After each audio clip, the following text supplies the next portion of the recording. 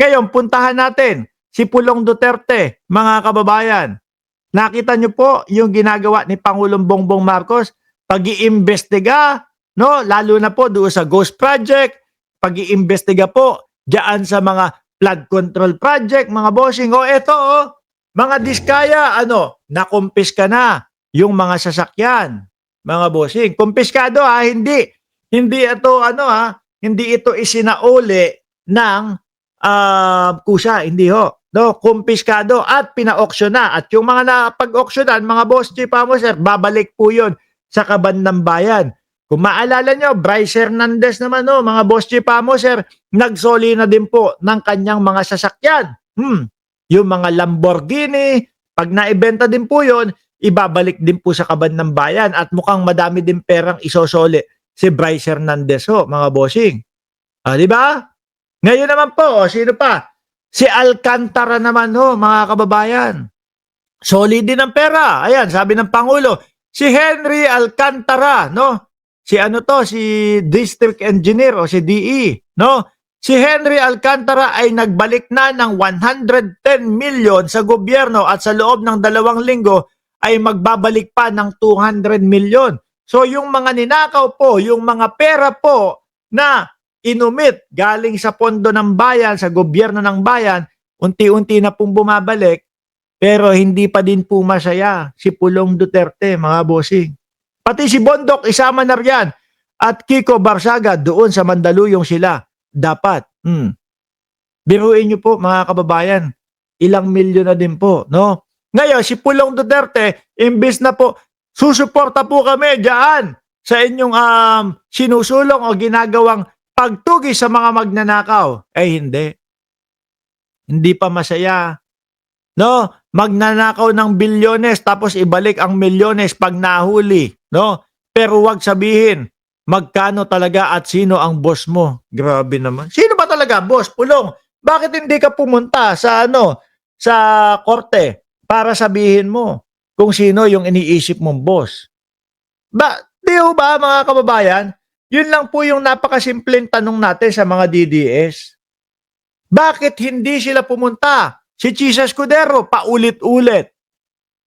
Martin Romualdez, ang sinasabi na kesyo daw mga kababayan. Martin Romualdez ang sinasabi na kesyo daw po siya yung pinaka-mastermind. Wala namang napatunayan. Si Kiko Barsaga, napanot, kaya po nakababa yung buhok ay sa akin, yan, makapal ho yan, mga bossing, no? Kaya ho laging nakababa yung buhok. Ang sinasabi, magnanakaw si Bongbong Marcos, magnanakaw si Martin Romualdez. Bakit hindi pumunta sa korte? Magsampa ng kaso, sampahan ng kaso, ilabas ang ebidensya, ilatag ang lahat ng ebidensya. Bakit walang gumagawa ho sa kanila, mga boss? Baka dahil wala naman talaga silang maipapakitang ebidensya. Di ba, Egay Santos? Di ba? Chaycher? At Margie Barcebal? Baka hanggang puro salita lang mga bossing, kaya ganon. Di ba? At tayo mga kababayan, ayan hindi pa ba tayo matutuwa? Daan-daang milyones na mga boss chief sir. Well, yung iba, syempre siguro baka nagastos na din po nila. At talagang pipigain pa ho ito ng gobyerno. Pipigain pa ho ito, mga kababayan, ng mga alagad ng batas. Baka paunti-unti lang. Pero kung titingnan nyo ho yan, 110 million, 200 million, baka sa mga susunod na mga araw, mas madami pa. Dun nga sa tatay nila. Sige nga, umupo, nagpaliwanag. Meron daw pong mga magnanakaw sa gobyerno. Sino napakulong? Wala. Ans Tubera, welcome sa Mark Ramos channel. Sabi ni May Kasiguran. Sino po ang naipakulong ng dating Pangulong Duterte? Sige nga.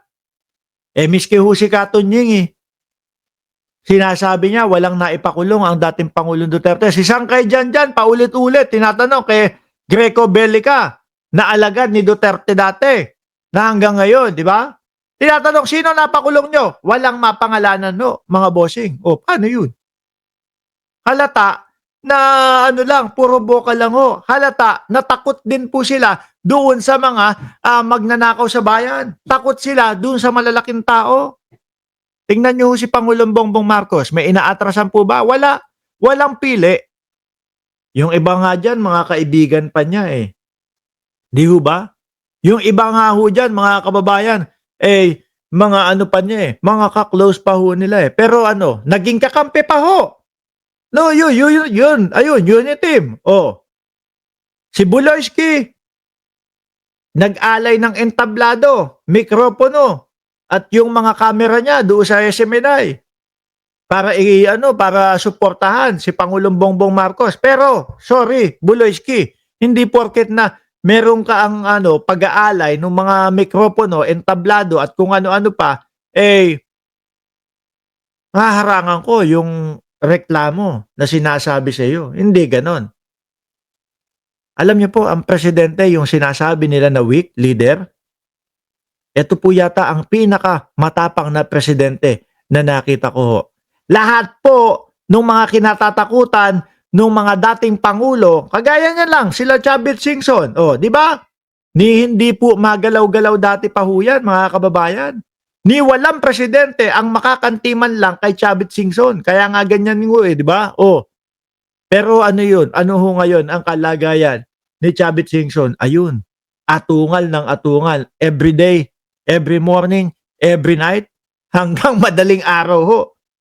Live interview, press con. Kahit sabi ko sa inyo, kahit alas 3 na madaling araw, papatulang kayo ni Chavit Singson eh. No, makapagpaliwanag lang po eh. Kasi bakit? Nalalapit na po ang kanilang mga oras. Natatakot na po sila, mga bossing. Kasi in-underestimate nila ang Pangulong Bongbong Marcos. Hindi nila akalain na ganito kalakas at ganito ka talagang tibay ang political will ng ating Pangulo, mga kababayan. O, di ho ba? Kyle Roy, shout out sa iyo. Oh.